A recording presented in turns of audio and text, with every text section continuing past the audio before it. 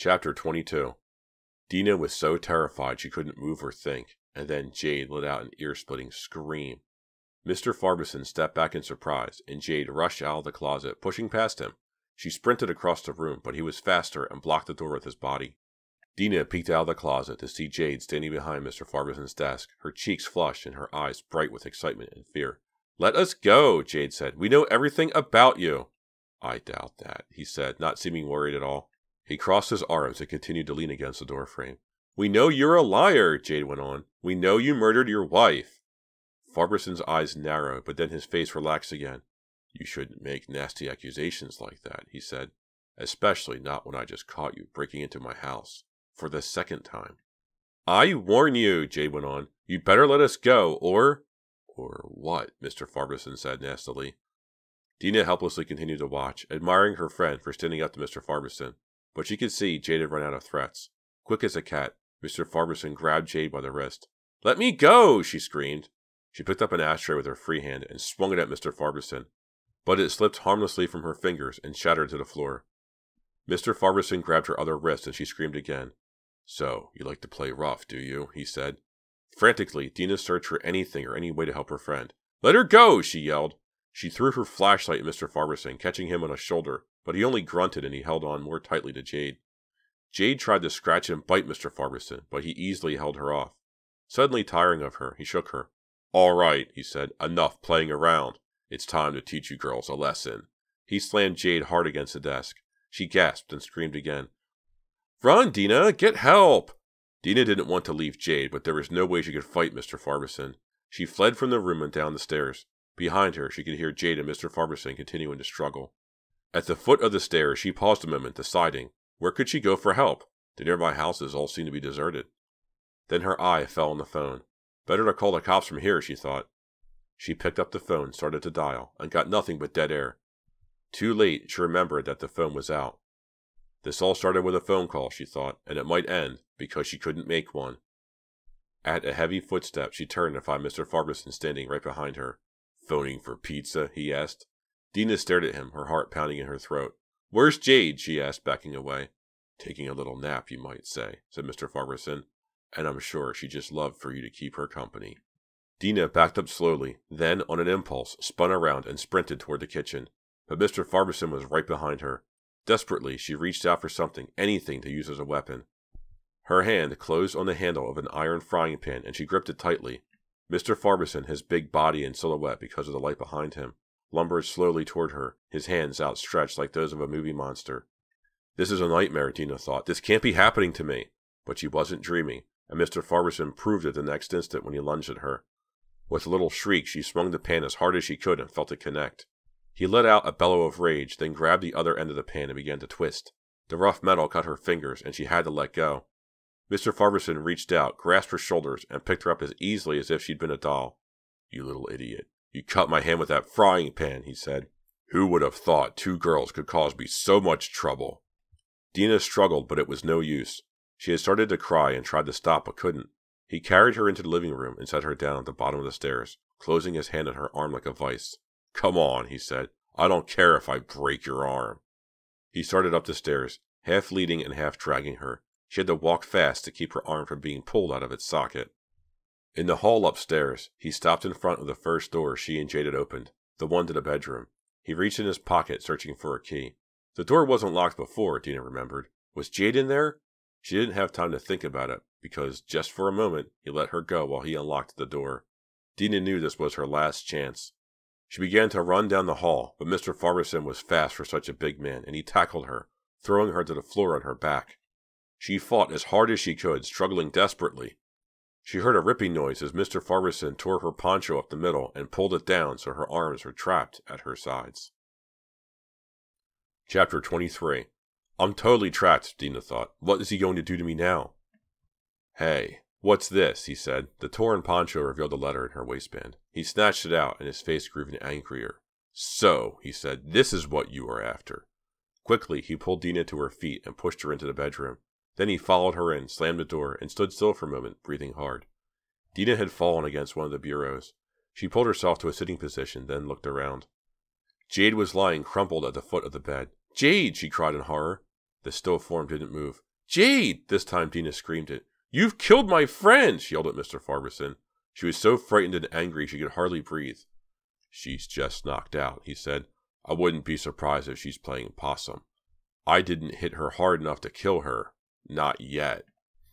On the bed, Jade moaned. Dina struggled with the poncho and finally twisted free of it. Then she went to her friend. A nasty bruise was forming on Jade's forehead, and she was very pale, but after a moment her eyes fluttered open. Dina? She said. Jade! Cried Dina. Jade, are you all right? My head hurts, said Jade. What's happening? Oh! She gasped as she saw Mr. Farberson still standing in front of the door. He was holding a letter in one hand, tapping against the other, blood dripping from the cut where Dina had hit him. He found her proof, said Dina, still crying. I'm sorry, Jade.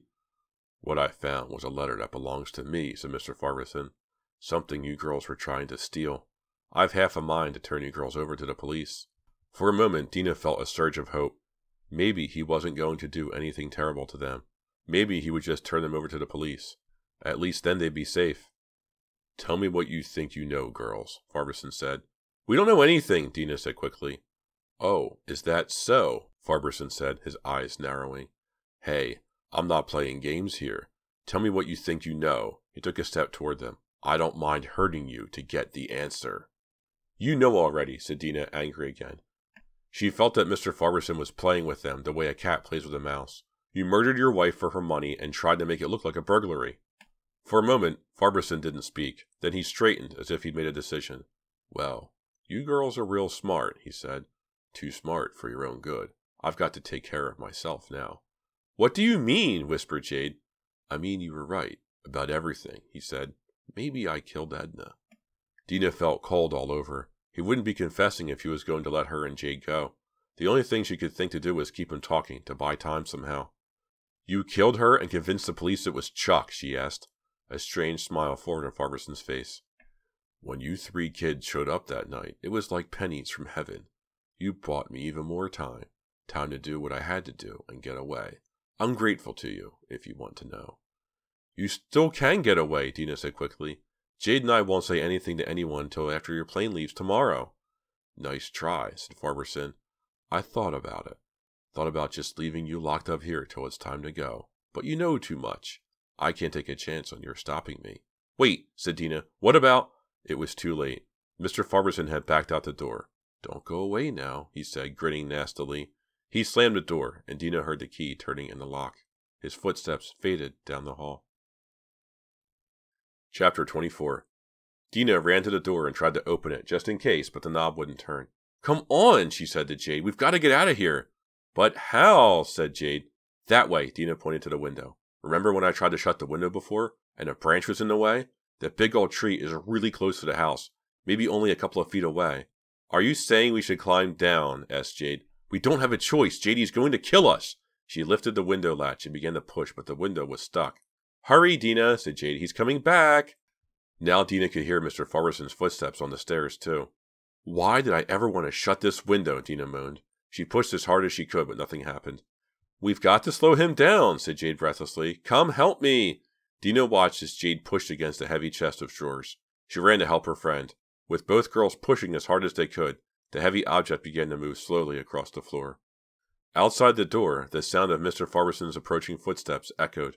Hurry! Said Jade again. The chest moved inch by inch, and stopped against the door just as Mr. Farberson's key slid into the lock. Dina darted back to the window. There was a thumping sound as Mr. Farberson tried to open the door and found the bureau blocking his way. Dina heard him curse loudly.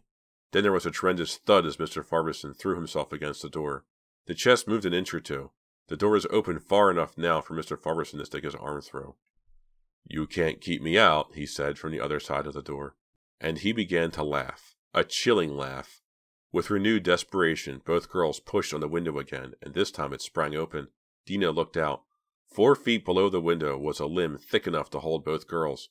The branches near the window were too thin to offer much of a handhold. The tree was still slippery with water. The bureau gave a sudden lurch. If Mr. Farberson had been any smaller, he could have burst into the room at that moment. Move, Dina! Cried Jade, her voice filled with terror. Dina took a deep breath and climbed onto the windowsill. She turned around and, gripping the sill with her fingers, swung out and down.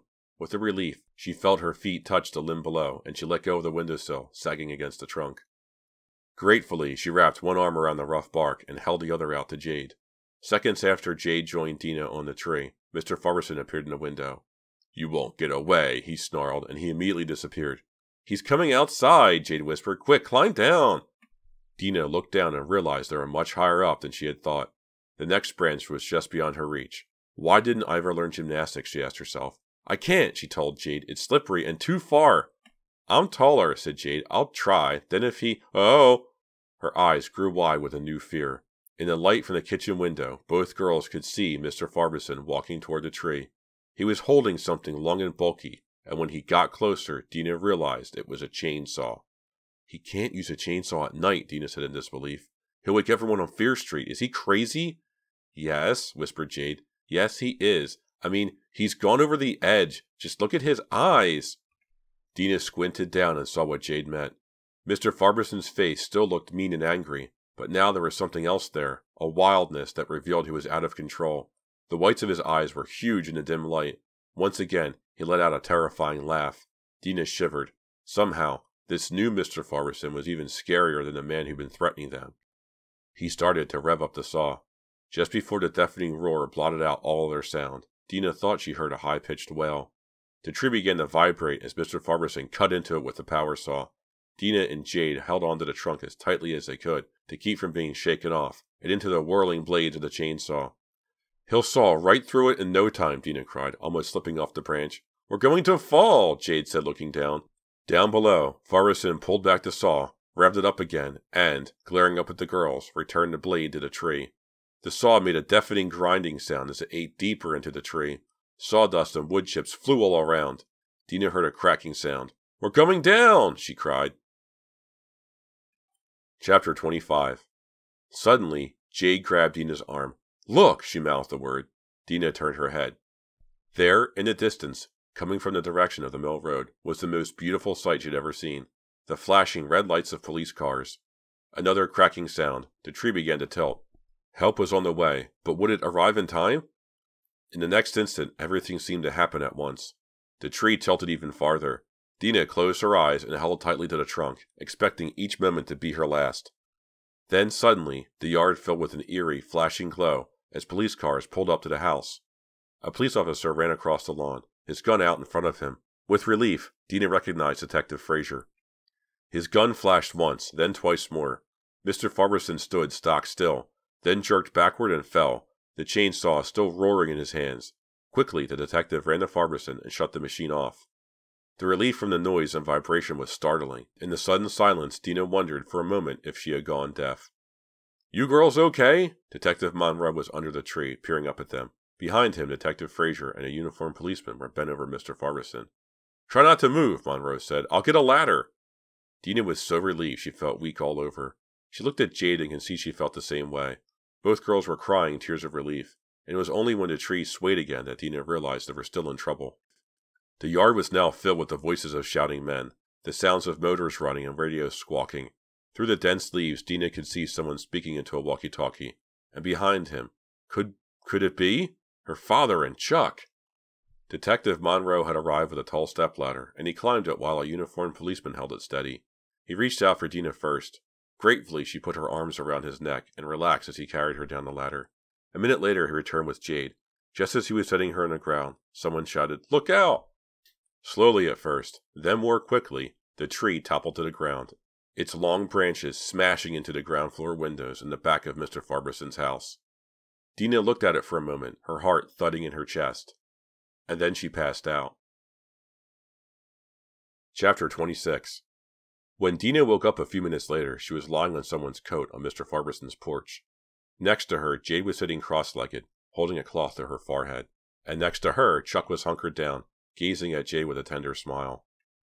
Dina struggled to a sitting position, then looked around, not believing her eyes. Detectives Fraser and Monroe, 3 uniformed cops, and her father were all gathered around the porch, staring at her and Jade. "How are you, sweetheart?" asked her father. He leaned down and gave her a quick hug. "Daddy!" she said. "And Chuck, what happened?" Chuck grinned his goofy grin at her. "It's kind of a long story," he said. "Where's Mr. Farberson?" Dina asked them. "Over there," said Fraser, pointing to the side yard. He's wounded, but he'll probably recover, to stand trial. He leaned back on the porch railing and crossed his arms. It looks as if you girls have quite a story to tell, he said. While we're waiting for an ambulance, why don't you tell us what you're doing here? We were trying to find out what we could about Mr. Farberson, Dina said. And what did you find out? Fraser's face was blank, and Dina had no idea what he was thinking. He killed his wife, said Jade. He did it for her money. You're sure of this, said Fraser. Beside him, Detective Monroe had started to take notes. Look in Mr. Farberson's pocket, said Dina. He has a letter from his wife saying she was leaving him, and he has plane reservations to South America. Besides, said Jade, he told us he did it. Dina noticed that Jade's voice was no longer dull, but strong, and that her face had some of the old sparkle in it. You say Farberson told you he killed his wife, said Fraser. Did he happen to mention why? His voice sounded faintly sarcastic, and Dina suddenly felt angry. His wife had a lot of money, Dina said, her voice showing how she felt. She wasn't going to let him have any more of it. Besides, he was having an affair with his assistant, Linda Morrison. Just how did you girls come by all this information? Fraser asked, turning back to the porch.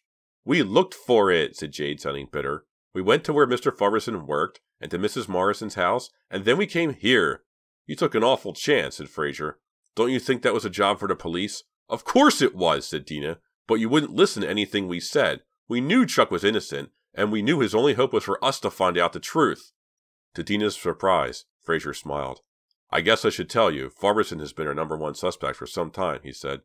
We've just been waiting till we could get proof. You've been waiting? Dina stammered. But what about Chuck? All this time you've had him locked up? Take it easy, Dina, said Chuck. It's okay. How can it be okay? Protested Dina. If the police knew all along you were innocent, how could they have... We didn't know for sure, Detective Fraser interrupted. You see, Farberson was clever to involve you kids. Finding Chuck's prints in the knife threw us off at first. But then we started watching Farberson. We didn't have any evidence, and we didn't want him to know he was a suspect. You kept my brother in jail for a week just to help your investigation. Dina was so angry she felt like throwing something. Hey, Dina, take it easy, said Chuck. Let Detective Monroe explain. No, I'll explain, said Mr. Martinson. Dina studied her father, wondering if everyone had gone crazy. My lawyer arranged to get Chuck out on bail on Wednesday, Dina's father said. But Detective Fraser explained the situation to me. He told me there was a better chance of arresting Farberson if he continued to think Chuck was the main suspect. And you agreed? Dina remembered how Chuck had looked when she visited him in jail. How desperate, how frightened. Now, suddenly, she was furious at her father, as furious as she was at the detectives. Mr. Martinson looked embarrassed and shrugged. It was only for a couple of days, he said. Chuck would have gotten out tomorrow anyway. I wanted to help the police, and I thought it might teach Chuck a lesson. It's okay, Dad, Chuck said. I think I understand. He had one hand on the back of Jade's neck, and Dina thought he was a different person from the boy who had come to Shadyside less than 3 weeks earlier. His face looked older, more serious. All traces of the bitter sneer had disappeared. An ambulance sped down Fear Street then and turned into the driveway. Detectives Fraser and Monroe went over to assist the paramedics. Dina and Jade watched as they loaded Mr. Farberson onto a stretcher and then put him in the ambulance. I can't believe it's over, said Dina. Believe it, said Chuck. Thanks to everything you and Jade did, the police know the truth. They know I'm innocent, and they have the evidence against Farberson to put him in jail for life. The ambulance backed out of the driveway and sped back to the mill road, its red lights blinking. The police experts all seemed to have finished their work and started to pack up. Do you need us for anything else? Mr. Martinson asked Detective Fraser. Nah, go on home, said the detective. But I want to talk to the girls again tomorrow. Fine. Ready, girls? Dina pulled herself to her feet. You bet, she said, and then she stopped and turned back to Detective Fraser. There's just one thing I don't understand, she said. What's that? Said Detective Fraser. Nobody knew where we were. How did you get here in time to save us? You've got Chuck to thank for that, said Detective Fraser. He tried to call your parents and tell them what you girls were planning, but he couldn't get through. So he finally called me at home and said he wanted to confess. You what? Said Jade and Dina together, staring at Chuck. Chuck just grinned his goofy grin. I had to see him as soon as possible, he said. It was the only way I could be sure he'd listen to me. Dina and Jade just stared at each other, then back at Chuck. Jade started laughing. I don't believe you did that, Chuck, she said, gasping. After everything you promised? After everything we've all been through? What are you talking about? Said Chuck, looking puzzled. I just mean, said Jade, still laughing, that you made another prank phone call. Chapter 27. Monday in school. No one could talk about anything but what had happened. There had been only a brief article in the paper about Mr. Farberson's arrest, but somehow word got out that Dina, Chuck, and Jade had all been involved. By lunchtime, the gossip had turned them all into heroes. When Dina went to her locker before lunch, she found a traffic jam. It seemed that everyone in school wanted the juicy details. "Congratulations, Dina," said Delia O'Connor. "Did you really help the police solve a murder?" Corey Brooks wanted to know. "Okay, everybody, take a number," Dina cracked. At that moment, Lisa Bloom came up, her notebook ready. "Good morning, Dina," she said. "You must feel great." "I'm just glad it's all over," Dina said truthfully. "I'm ready to write that exclusive," Lisa said. "Can we talk after school?" Dina said. "I'm starving." "Well, can you just tell me if it's true that your brother made a fake confession?" Lisa persisted. "Here he comes now," said Dina, banging her locker shut. "Why don't you ask him yourself?" Now Chuck came around the corner, holding hands with Jade. Jade was wearing one of her fabulous multicolored outfits, and she looked gorgeous. She was smiling at Chuck as if she'd never let him out of her sight. Lisa pounced immediately, and Dina was surprised to see Chuck grin and start answering her questions. Dina started to walk over to Jade when she saw Rob Morrell walking toward her. "Hey, how's it going?" he said with a big smile. "Hi, Rob," she said, too surprised to feel shy. "I tried to call you this weekend," he said. "Now I know why you didn't answer." She just smiled at him, not knowing what to say. "The thing is," Rob went on, "some of the gang are coming over to my house to watch some tapes. I'd like it if you'd come too. I'd like that very much," Dina said, her heart pounding. "Great," said Rob. "I'll pick you up around 7. And you too," he added to Chuck and Jade. "Come on over." "Thanks," said Jade. "I might have too much homework tonight. I'll let you know later. Dina, I'll give you a call after school." "Okay," said Dina. She started to turn down the hall, then stopped.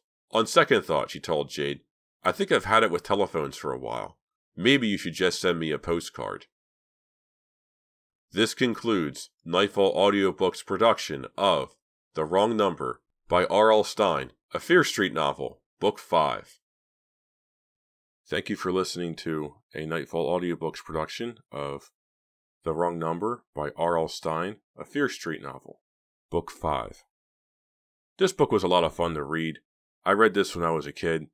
I remembered the ending being something with a chainsaw, and as a kid, a chainsaw is very loud and powerful and visceral. Seeing the antagonist use a chainsaw to try to cut a tree down to kill the girls, that was way over the top when I was a kid. I really liked this novel. I love the Dina and Jade relationship. I like how I cast Jade as being kind of a dumb valley girl, but she clearly has way more in the smarts department than Dina does. Jade's putting it all together, but she sounds like she's annoyed and half asleep all the time. It's great. I love how I cast this book. I had forgotten all about Chuck. I'd forgotten the names of all the characters. I'd forgotten most of this book, so when I read it, it was like reading a brand new novel.